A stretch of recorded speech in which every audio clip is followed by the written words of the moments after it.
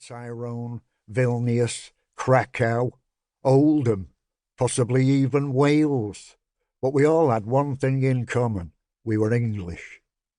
My dad worked at Metropolitan Vickers, a heavy engineering firm in Trafford Park, as an electrical engineer switchgear specialist.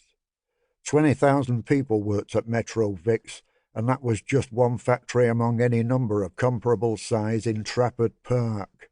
I don't even know what they made there, nor exactly what my dad's work entailed, but I imagine that during the Second World War they were involved in the manufacture of engines for Lancaster bombers. In any case, his work was certainly deemed in the national interest, and that's why he wasn't called up. He did his bit, however, in the Home Guard. Dad's army, literally. In 1949, the year I was born, Dad was promoted to the position of foreman. He proved a charismatic leader of men, popular with his gang. Later, during my school days, he was often away during the week, working on the construction of substations and the consequent electrification of those benighted pockets of Scotland and Wales that were still enthralled to the steam age, delivering clean, labour-saving energy to their erstwhile gloomy, unenlightened homes. Before she married, my mum had several jobs here and there, as a cleaner, putting the pastry lids on mass-produced meat pies, and as a shop assistant in a high-end confectioner's. During the war, she worked in the Manchester Metalworks munitions factory near our home, making shells, bullets and bombs. She also worked part-time as a barmaid. I'm no detective, unless you count those 30 years I spent working in Scotland Yard's forensic division, but I imagine that's how she met my dad. When they got married, my mum became a professional housewife. My dad was on good money, and it was a badge of honour to have your wife at home. Owing to his absence during the working week, however, she retained a couple of her cleaning jobs for the social aspect more than anything else. She liked the company. There were a great many fatalities in my early life. Within 1 year, my mother lost her mother. Her younger brother Sid, who died in a motorbike accident on his way to their mother's funeral, and her sister Irene. It was heartbreak upon heartbreak. It seemed like a time of constant sorrow. That left my mum, her sister Winifred, and their cousin Dennis, who was brought up as their brother. His parents couldn't afford to bring him up, so they just handed him over to my grandma, no questions asked. Uncle Dennis was quite a bit younger than my mum. He was in the RAF.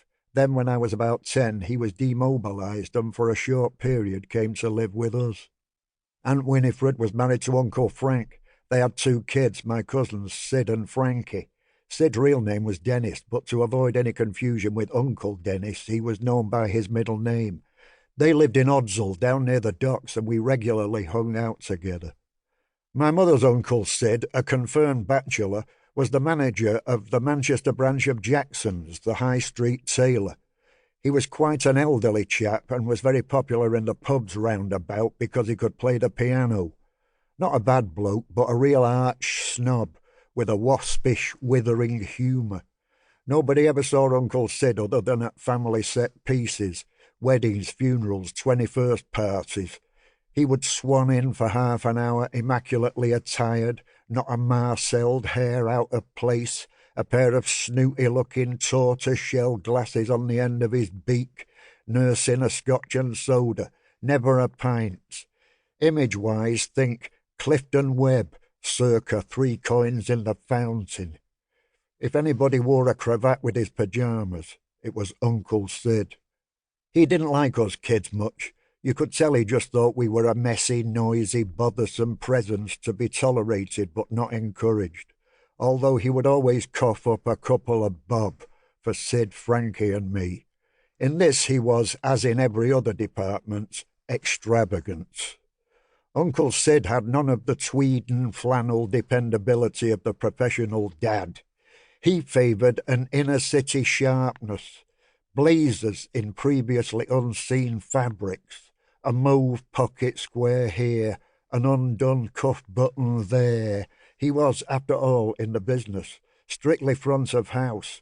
Frankie reckoned he smelled like a lady's handbag. On my dad's side there was Auntie Marjorie.